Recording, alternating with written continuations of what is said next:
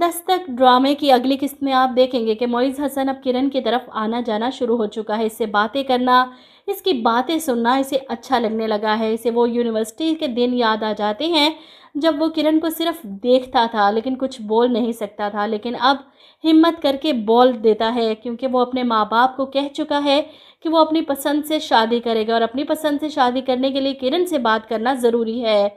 इसीलिए वो किरण से कहता है कि मुझे एक बात बताओ, तुमने यूनिवर्सिटी में कभी मुझे नोटिस नहीं किया, कभी मुझसे बात करने की कोशिश नहीं की। किरण परेशान होकर आगे बढ़ जाती है। वो नहीं चाहती कि मोइस इससे कोई ऐसी वैसी बात करे, लेकिन मोइस इस बार चुप नहीं रहने वाला, इसलिए इसके पीछे आता है और इससे कहता है, पसंद करता था मैं तुम्हें और आज भी करता हूँ, मोहब्बत करता हूँ तुमसे किरण, शादी करना चाहता हूँ। वो डायरेक्ट इसे प्रपोज कर देता है, जिस पर किरण हैरान होकर कहती है, मोइस ये क्या कह रहे हैं आप? मैं एक बच्चे की माँ हूँ, तलाक याफ्ता हूँ। जिस पर मोइस कहता है, मुझे इस सब बातों से कोई फ़र्क नहीं पड़ता, लेकिन किरण को तो पड़ता है। इसे तो पता है कि मुआशरा ये कबूल नहीं करेगा और ना ही मोइस के घर वाले, इसलिए वो खामोशी से बग़ैर कोई जवाब दिए आगे बढ़ जाती है कि ये मुमकिन नहीं। लेकिन मोइस हसन इतनी आसानी से अब पीछे हटने वाला नहीं। वहीं दूसरी तरफ सैफ और फरियाल के साथ बहुत अच्छा हुआ। फरियाल अब कभी माँ नहीं बन सकती, इस खबर ने तो इन दोनों की ज़िंदगी में तूफ़ान खड़ा कर दिया है। वो रोते हुए सैफ से कहती है कि तुम्हारा क्या है, तुम दूसरी शादी कर लोगे, बल्कि तुम्हें शादी करने की भी क्या ज़रूरत है, तुम्हारा बच्चा तो है ना, तुम्हारी अपनी औलाद, मेरा क्या होगा?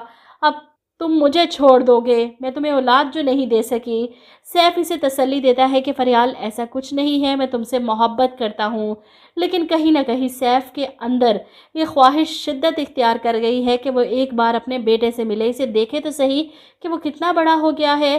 अब फरियाल से ये खुशी तो मिल नहीं सकती, तो इसे अपने बेटे की याद सताने लगी।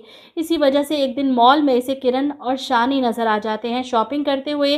वो छुप छुप कर इनका पीछा करता है, अपने बेटे को देखकर खुश होता है, कितना बड़ा हो गया। किरण की नज़र अचानक सैफ पर पड़ जाती है और वो फ़ौरन से पहले अपने बेटे के साथ इस शॉप से निकल जाती है।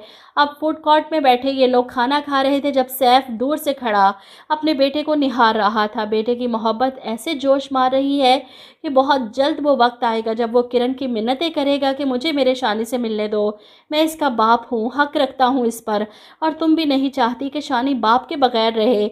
मजबूर होकर किरण को सैफ की बात माननी पड़ेगी, अपने बेटे को सैफ के साथ भेजेगी इसकी दादी से मिलने के लिए। इस ड्रामे की मुकम्मल कहानी मैंने आपके साथ पहले ही शेयर की है कि किस तरह सैफ अपने बच्चे को लेकर मुल्क से फ़रार होने की कोशिश करेगा। अगर आप इसकी मुकम्मल कहानी देखना चाहते हैं तो इस चैनल पर मौजूद है, देख सकते हैं।